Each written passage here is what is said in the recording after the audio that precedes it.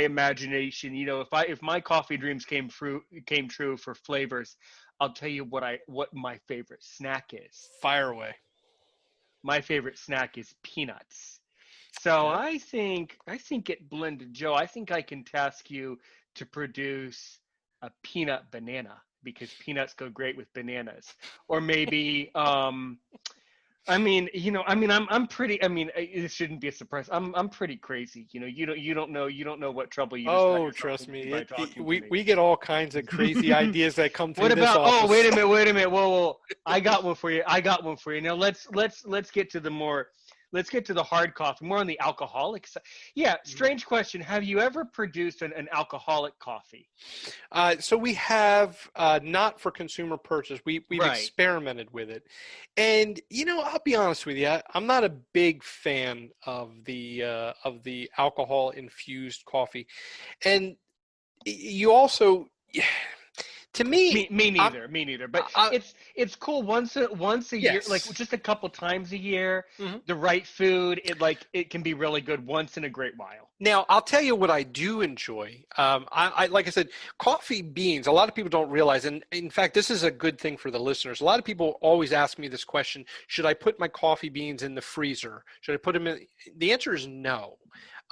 While you would normally think putting something in the freezer would make it last longer, there's a reason why I'm saying this. Coffee beans absorb flavor and odors from their environment. That's the nature of the coffee bean. They act like miniature sponges. So the reason why I wasn't a big fan of the infused coffee beans, meaning they've been dosed in an alcoholic beverage like rum or bourbon, I don't particularly care for the taste of alcohol all that much. But what I do like is we tell people some of our coffee is amazing when blended with an alcoholic beverage. As an example, during the wintertime, we have a peppermint mocha coffee. Oh yeah. And people usually take that and they mix it with some peppermint schnapps, Yeah. some Oh yeah. Kahlua, some Baileys, and some whipped cream. And I'm telling you, I've had that and it's amazing. But when you do it that way, you're keeping the coffee flavor and the coffee profile pure, but you're augmenting it with additional flavors, which don't affect the baseline coffee. So um, I prefer straight coffee with cream. I actually like sweet cream, but that's really where I would go. So another one, you mentioned peanuts. It's funny you should say that because we actually have a coffee flavor that we actually have it dosed right now. It's going to be butter toffee crunch, which is a peanut butter under like a hint of peanut butter, a Yes. toffee, and a almost like a caramel Hmm. cream at the end. We have high hopes. Now, I'll be honest, not every flavor we cook up in our lab here pans out. We've had some bombs, but it smelled That really would be good when we were dosing it. So, that would be cool. Well, I would be. I understand obviously if you are not able to do this, I completely understand. But I would be very amused and very interested to try some of these experimental coffees. sure, Uh, we'll send them your way. no, seriously, like some experimental drink. Say, hey, Aaron's opinion. Aaron, what do you think about this? I would be more than happy to take that seriously and give a real honest feedback. Hey, Joe, I think this is delicious. Or the thing that I almost said about the orange dreamsicle, I almost said, I don't know. That orange flavor, that kind of teeters, Mm-hmm. So, some of these other flavors are just ball, perfect, just absolute perfection. Yeah. Others are really interesting. I appreciate the flavors that I have to think about more critically. It really adds to the experience. The other really good one is that the nut one that you put in the box. Pecans and praline. There you go. Really good. I could really feel those nuts, and then I could also feel other food, bread, a meal, soul food, infused in that. So exactly, how do you get the flavors in there, by the way? So we work with a flavor development company that, it's a flavor additive. Now the process is a little old fashioned. So we use flavor concentrate. We mix coffee beans with a small amount of flavor concentrate, and we allow them to rest. So the process, there's actually a video on our Facebook page. You can go online and look up Blended Joe on Facebook, and there's a video about the coffee making process, and it shows how we dose the coffee. And once the coffee's been toasted, it actually has to rest. So we let our coffee rest for anywhere between 3 to 5 days. That way we ensure maximum absorption. And then we do something that's a little bit different than others. We use what's called an open air drying system, where all of the coffee is spread out onto almost like caramel toffee sheets, and they're covered in a breathable mesh. And then we put them on baker's racks. So then the coffee beans are exposed and they can breathe. This ensures the coffee beans are dried. Now, when you dose coffee with flavoring, you don't want that flavoring to be sticky or wet. You want the coffee beans as dry as possible. That way you ensure they have absorbed all the good flavoring into the inside of the bean. So when you go to grind it up, you're going to release that flavor. So once you have the coffee beans ground up, we put them in our packaging. We have our own heat sealers here. We seal them, and then we ship them to you. But the whole process from start to finish, from the time we start dosing to the time you get it, usually takes between 3 to 5 days for us to get the flavored coffee ready. Now, for you, we prepare and ship the same day, but we keep our coffee beans that are dosed and prepared ready to go. So we keep a small batch of every flavor we have ready for ordering. Right. Yeah, excellent. And it seems like you would keep your variety packs kind of ready to go, and I guess in the on deck circle, I guess. Correct. From the business perspective, as we start to slowly run out of time, we have about 8 minutes. Do you find that people are truly coming back and only ordering one flavor, or are people saying, you know what, I just love the variety, I'll just keep buying the varieties? What are most people doing?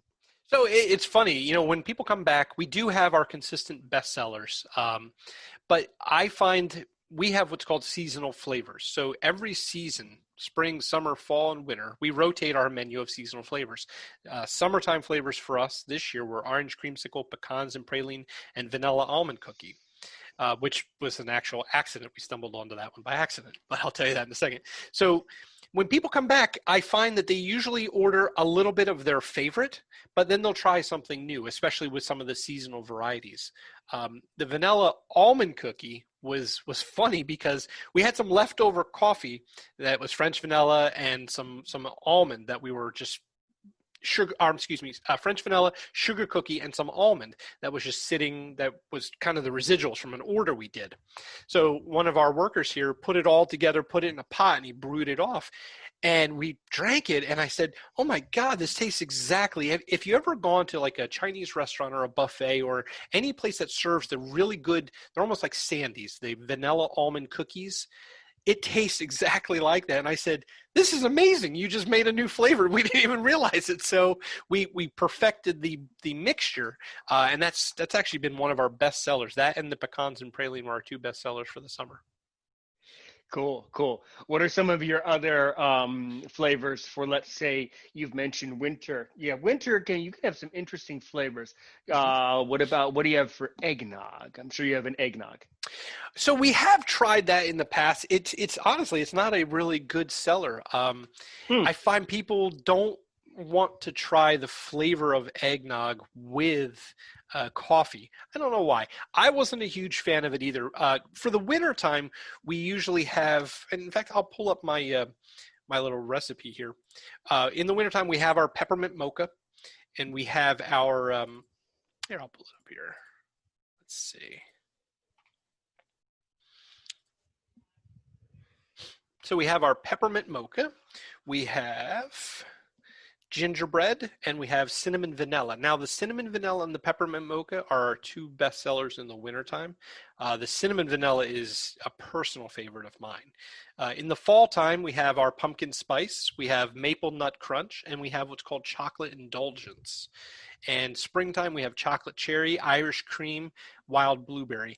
And sporadically throughout the year, we'll have limited edition flavors as well. So this year we had chocolate covered strawberry for Valentine's Day, which was very good. We had strawberries and cream for summer. We had blueberries and cream for summer. We'll have more flavors as we come up with them throughout the year too. But as we move into the fall, the best seller overall, out of all of our flavors, the single best seller is our maple nut crunch. It is, we can't keep that in stock. In fact, when it comes in September, when it makes its debut, we literally start dosing like 10 pounds at a time because it sells out every week. We can't keep it in stock at all. You can't keep up with the demand. It's No. interesting you mentioned some of those flavors because some of those flavors I try them once a year from other companies around the world, and I never really like them. Pumpkin spice, no, Mhm.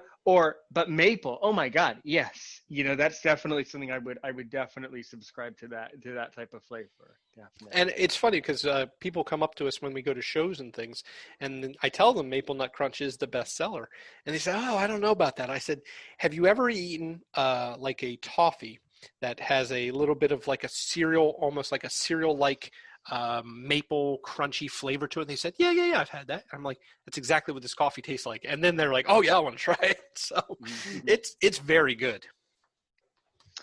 So as we start to run out of time, this was as always, a very enjoyable episode of Aaron's Opinion. Have you thought about starting a podcast where you talk about coffee? You know what? It sounds like you're in the podcasting business. I'd love to work with you more to tell people more about coffee. Oh well, that's even better for me. No, actually, no. Let me go back and correct what I said. No, actually, don't start your own podcast. Just come back and keep talking to me about it. That's right. Of course, that's what I prefer. I don't want you to start your own thing. I want to have you on my show as much as possible. Well, here's what we're definitely going to do. Anytime you have a new flavor, new product, new pitch, new idea, come here to Aaron's Opinion. I'm listening, and hopefully the rest of the world is. I really enjoyed this. I mean, do you have any basically final things you want to say before we wrap it up today? Well, let me just throw out a couple of quick things. And these are Sure. little coffee producing nuggets for the general listening audience. Coffee, when you make coffee at home, it is always about the type of machine that you're using and the quantity. Now, you hear people of all different walks going, oh, you need this much water to this much coffee. Listen, there's very simple solutions. If you go to our website, blendedjoe.com/how-2-brew, blendedjoe.com/how-2-brew. There's very simple instructions there to follow. Keurig, I know you're a K-cup guy. Use the 8-ounce setting. It makes a perfect cup of coffee. I've General rule of noticed. thumb, and I'll tell you a little secret. Not a lot of people realize this. A scoop, or I'm sorry, the line on your coffee pot, those lines on your coffee pot refer to coffee servings, okay? And they're typically universal from coffee pot to coffee pot. If you use 6 tablespoons, that's 1 ounce of coffee. 3 tablespoons is a half ounce of coffee. Each line on your coffee pot, so if you filled, let's say, the 2 line, you need 3 tablespoons of coffee. The 4 line, 6 tablespoons of coffee. The 10 line, you need 12 tablespoons of coffee.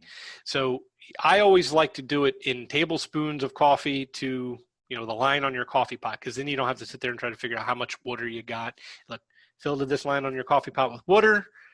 These are the number of tablespoons you need. Simple. Depending on how you're brewing, pour over, drip style, Chemex, French press, you need different types of grinds for your coffee. So again, if you go to our website, all this information is on there for the different grinds, what they're used for. And again, if you go to blendedjoe.com, you can learn about how to brew the perfect pot of coffee at home. Sounds good to me. Yeah, I mean, I think that really that's really all perfect. I would certainly back to the issue of the fact that my podcast has been on the air for a year, and I still don't have a sponsor. I would certainly want to learn more about that. If you have some ideas, some suggestions about maybe a way of sponsoring my podcast in some way, I would certainly appreciate that, and I would certainly look forward to continuing to buy your coffee and have you on here more frequently. I also obviously I'd be happy to talk to anyone else who in the coffee business in your organization who would want to talk about this. Well, that was a really great episode. As I like to say, thank you so much, everybody. That was Joe, Blended Joe, LLC. Have a good day today and a great day tomorrow.